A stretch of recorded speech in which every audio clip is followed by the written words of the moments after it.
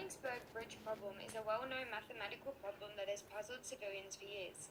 Konigsberg was a small town in Prussia, divided into 4 main regions, with 7 main bridges connecting the landmasses.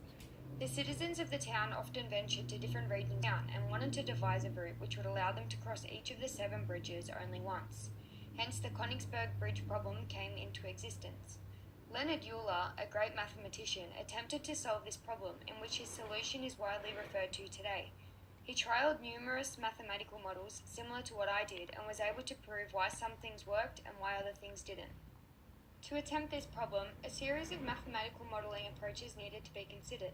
Mathematical modeling involves using a number of mathematical configurations, including graphs, equations, and diagrams, to represent real-world situations. This ultimately minimizes the issue to its vital characteristics.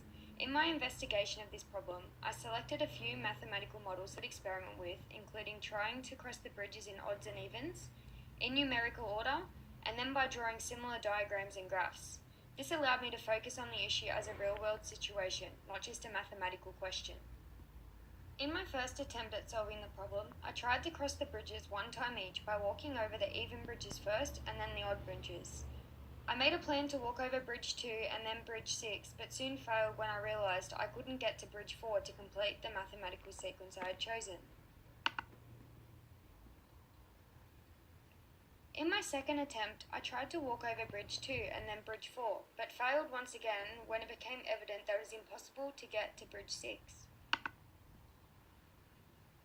In my last attempt, I walked from bridge 4 to bridge 2 to bridge 6 successfully.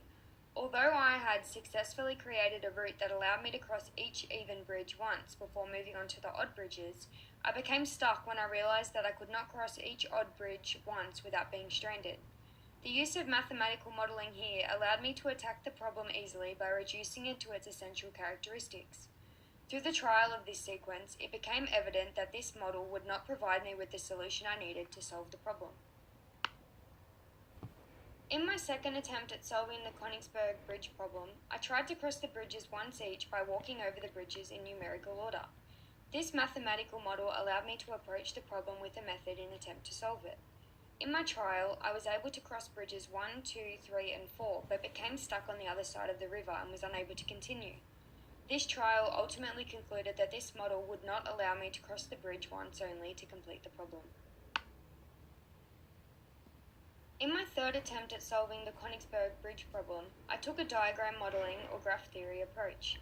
Instead of focusing on the bridges in Konigsberg, I focused on a similar task, which involved trying to draw a similar shape without lifting my pen and without retracing a line I had already drawn. Each line segment in the diagram represented a bridge in the Konigsberg, and each dot represented one of the 4 sections of the city. By using the mathematical model of graphing, I was able to wrap my head around the problem with clarity and converted the problem into a real-life situation.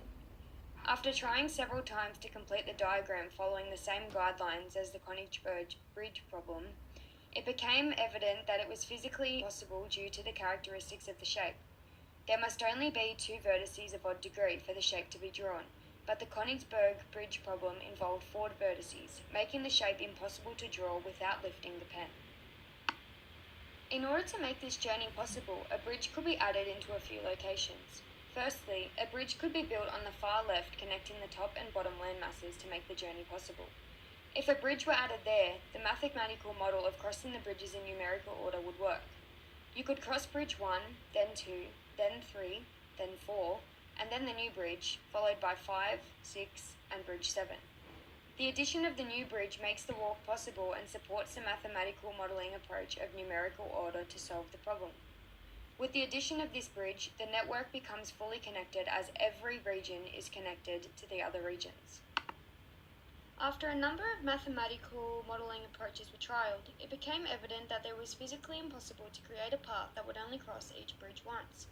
As proven by Euler, if there are more than 2 landmasses with an odd number of bridges, the journey is impossible.